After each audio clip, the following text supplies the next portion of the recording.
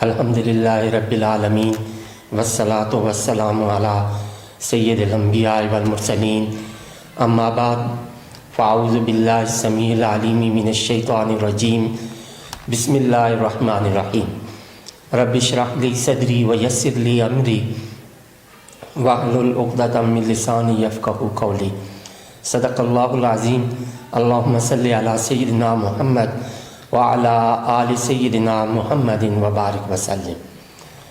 معزز سامعین و ناظرین، ان دنوں ملک عزیز پاکستان اور پوری دنیا مشکل حالات سے دوچار ہے۔ وبا و ابتلا کے سبب کاروبار زندگی معطل ہیں اور تمام ادارے بند ہیں۔ ان حالات میں آستانہ عالیہ بحیرہ شریف کے سجادہ نشین، امین امانات ضیاء الامت، مجاہد تحریک ختم نبوت، الحافظ العلامہ پیر محمد امین الاسناد شاہ صاحب زیدہ مجدہ نے جہاں اپنے تمام ادارے اور طلباء ملک و قوم کی خدمت کے لیے پیش کیے ہیں، وہیں آپ نے یہ حکم بھی ارشاد فرمایا کہ آستانہ عالیہ امیر السالکین رحمۃ اللہ علیہ کے زیر سرپرستی مرکزی دارالعلوم محمدیہ غوثیہ کی علمی تحریک اپنی علمی اور تربیتی خدمات سر انجام دیتی رہے تاکہ گھر بیٹھے افراد تک دین متین کا خوبصورت پیغام پہنچتا رہے اور افادہ و استفادہ کا سلسلہ جاری رہے۔ آپ کے ارشادات کے مطابق آج سے Al-Karam on line study circle کے عنوان سے یہ سلسلہ خیر شروع کیا جا رہا ہے، جس میں ہر روز آپ حضرات کو دینی تعلیمات کا گلدستہ پیش کیا جائے گا۔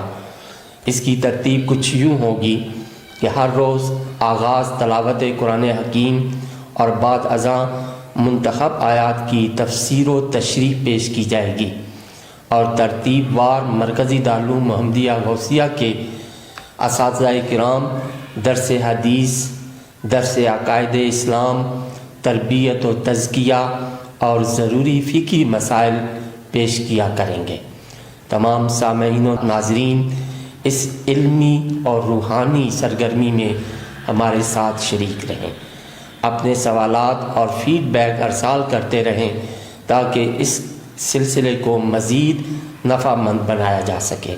آئیے اس دعا سے آغاز کریں کہ اللہ کریم اپنے محبوب کریم صلی اللہ علیہ وسلم کے صدقے ہمارے قلوب و اذہان کو منور فرمائے اور مشکلات و مصائب سے نجات عطا فرما کر پوری امت مسلمہ کو صحت و سلامتی عطا فرمائے۔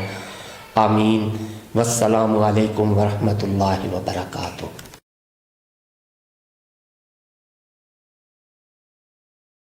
اعوذ باللہ من الشیطان الرجیم، بسم اللہ الرحمن الرحیم۔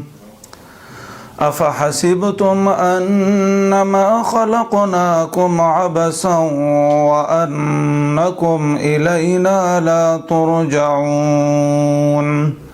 فتعالى الله الملك الحق لا إله إلا هو رب العرش الكريم۔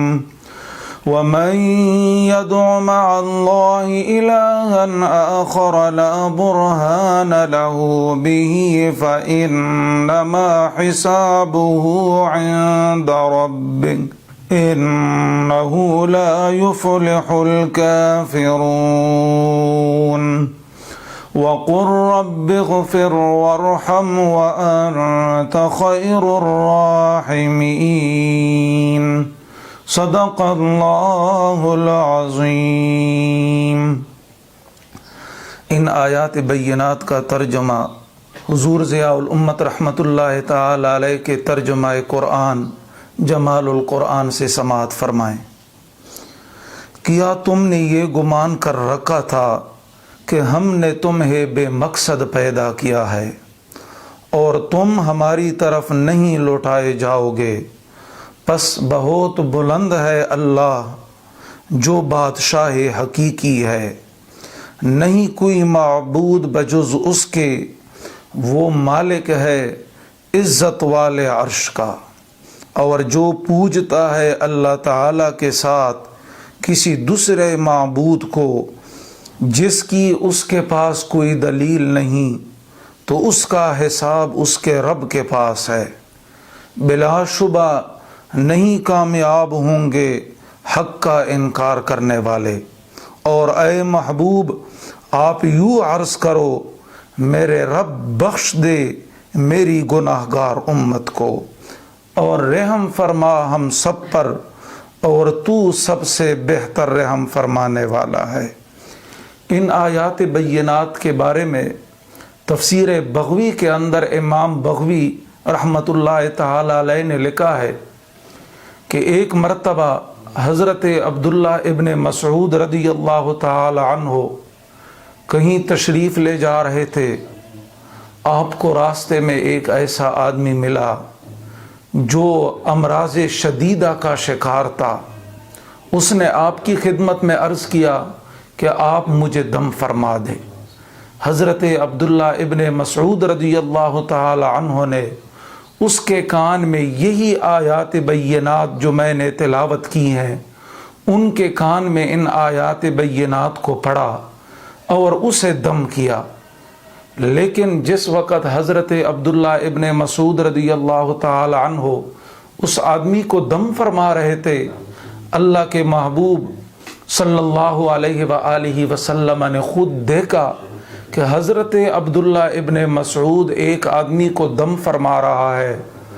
آپ نے اسے بلایا اور ارشاد فرمایا، اے عبداللہ بن مسعود، تو فلاں آدمی کے کان میں کیا پڑھ کر اسے دم کر رہا تھا؟ تو وہ عرض کرنے لگا کہ میں نے سورۃ المؤمنین کی ان آیات بینات کو پڑھا اور اسے دم کیا۔ میرے نبی صلی اللہ علیہ وسلم نے ارشاد فرمایا، اے عبداللہ بن مسعود رضی اللہ تعالی عنہ، اگر ان آیات بینات کو پہاڑ کے اوپر پڑھ لی جائیں تو وہ پہاڑ بھی اپنی جگہ سے ہٹ جائے گا۔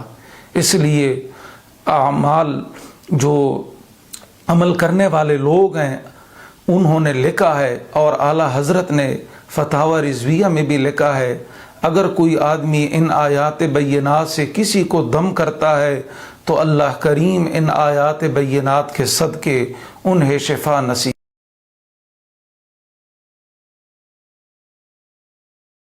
اعوذ باللہ من الشیطان الرجیم، بسم اللہ الرحمن الرحیم۔ ناظرین اکرام، السلام علیکم ورحمۃ اللہ وبرکاتہ۔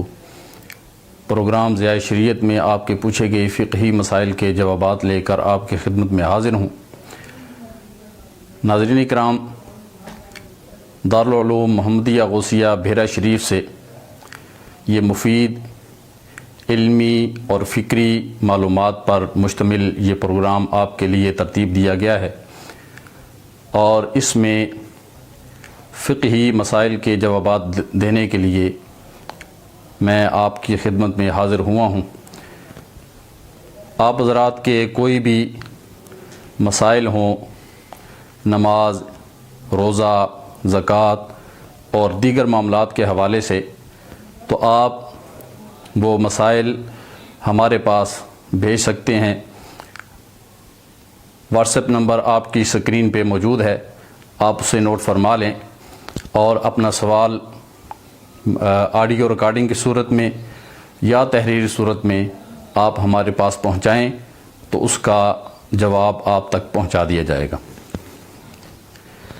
آج کا پہلا سوال جو پوچھا گیا وہ یہ ہے کہ نماز اور دیگر عبادات میں نیت کی کیا اہمیت ہے، اور کیا لفظاً نیت کرنا یہ ضروری ہے یا نہیں ہے؟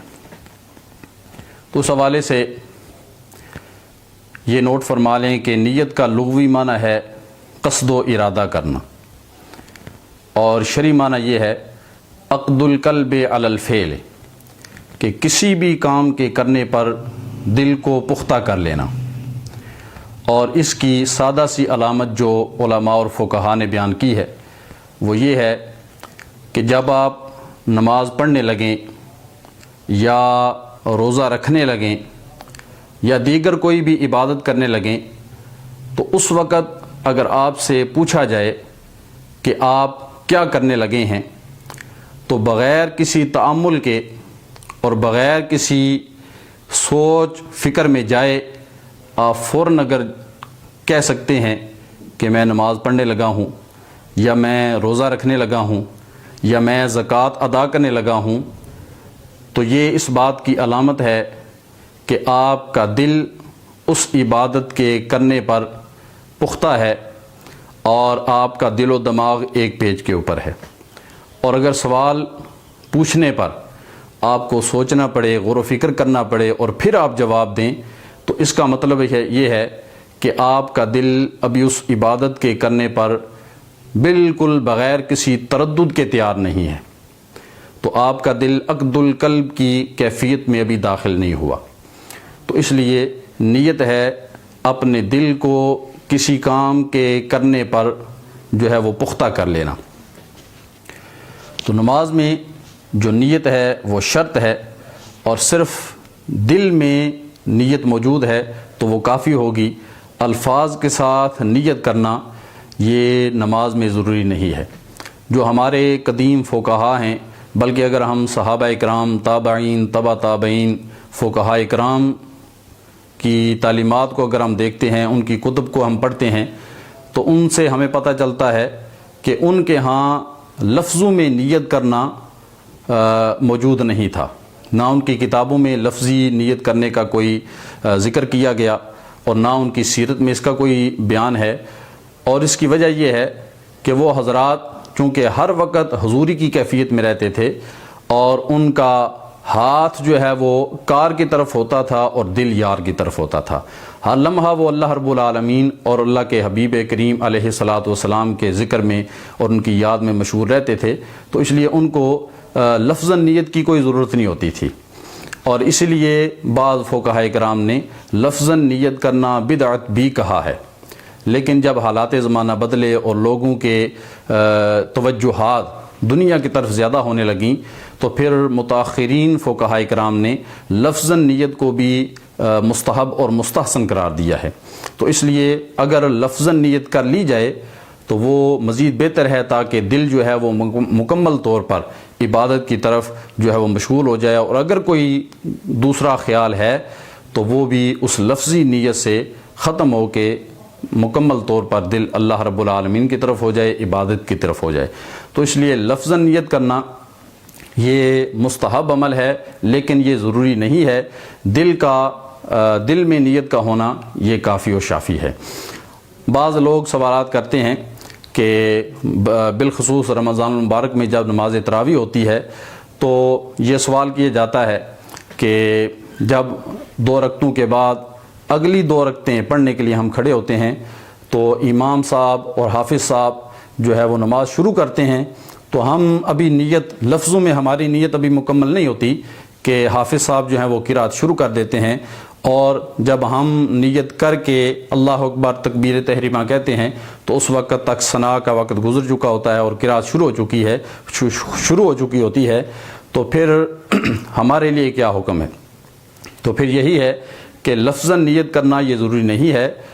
جب آپ مسجد میں آ چکے ہیں اور نماز تراویح میں آپ شامل ہیں تو پھر دوبارہ سے آپ کا لفظاً نیت کرنا اس کی کوئی ضرورت نہیں ہے۔ بغیر لفظی نیت کیے جب آپ اللہ اکبر کہہ کے امام کے ساتھ ہی نماز میں شامل ہو جائیں گے تو آپ کو مکمل ثواب ملے گا اور آپ کے ثواب میں کوئی کمی واقع نہیں ہوگی۔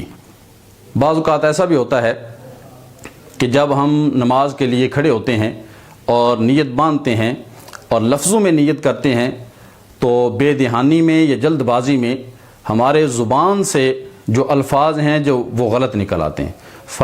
مثال کے طور پہ ہم ظہر کی نماز پڑھنے کے لیے کھڑے ہوتے ہیں تو دل میں ارادہ ہے ظہر کی نماز کا، لیکن زبان سے الفاظ ادا کرتے ہوئے دھیان نہیں رہتا یا جلد بازی میں زبان سے نکل جاتا ہے کہ میں عصر کی نماز پڑھنے کے لیے کھڑا ہوں اور عصر کی نماز پڑھنے لگا ہوں۔ دل میں ظہر کی نماز کا ارادہ ہے اور زبان سے عصر کے الفاظ نکل جاتے ہیں تو ان لفظوں کا بھی کوئی اعتبار نہیں ہوگا، بلکہ اصل اعتبار دل کی نیت کا ہے، اور آپ کی ظہر کی نماز ہی ہوگی، عصر کی نماز نہیں ہوگی۔ اسی طرح یہ سوال بھی پوچھا گیا ہے کہ ایک آدمی سحری کے وقت اٹھتا ہے اور سحری کرتا ہے اور روزہ بھی رکھتا ہے، لیکن لفظاً روزہ رکھنے کی نیت نہیں کرتا، تو کیا اس کا روزہ ہوگا یا نہیں ہوگا؟ تو یہاں بھی اس کا اٹھنا، سحری تناول کرنا، یہ اس بات کی واضح دلیل ہے کہ اس کا روزہ رکھنے کا ارادہ ہے اور اس کے دل میں روزہ رکھنے کی نیت موجود ہے۔ لفظاً اگر اس نے نیت نہیں بھی کی تو وہ روزہ دار ہے اور اس کا روزہ ہوگا اور اس پر اجر و ثواب اس کو ضرور ملے گا۔ ایک سوال یہ کیا جاتا ہے کہ ایک آدمی کا روزہ رکھنے کا ارادہ تو تھا، لیکن سحری کے وقت وہ بیدار نہ ہو سکا، سویا رہ گیا، اور صبح 9-10 بجے اس کی آنکھ کھلتی ہے اور وہ روزہ رکھ لیتا ہے اور سارا دن وہ روزے کی حالت میں رہتا ہے، لفظاً نیت وہ بھی نہ کر سکا، سحری بھی نہ کر سکا، تو کیا اس کا روزہ ہوا یا نہیں ہوا؟ تو یہاں بھی اگر اس کا روزہ رکھنے کا ارادہ تھا، وہ سحری کے لیے بیدار نہ ہو سکا، سحری تناول نہ کر سکا، تو اگر اس نے صبح 8-9 بجے روزہ رکھنے کی نیت کر لی تو اس کا روزہ بھی ہے اور وہ روزہ دار ہے اور اس کو روزہ کا اجر ضرور ملے گا۔